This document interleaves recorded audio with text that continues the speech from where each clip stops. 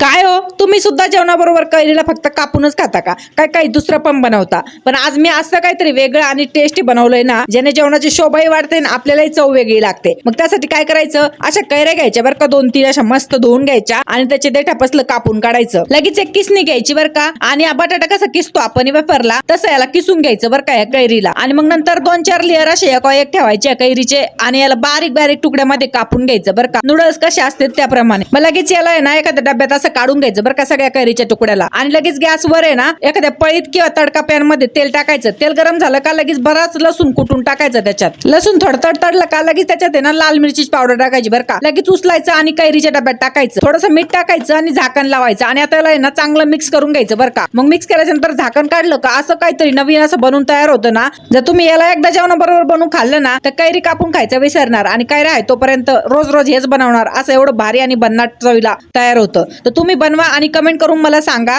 की आम्ही बनवलं म्हणून. आणि चपाती भाजी बरोबर आहे ना एवढं मस्त लागतं ना याचं कॉम्बिनेशन. मग आता खरं सांगायचं बरं का, याला बघून कोणाकोणाच्या तोंडाला पाणी सुटलं.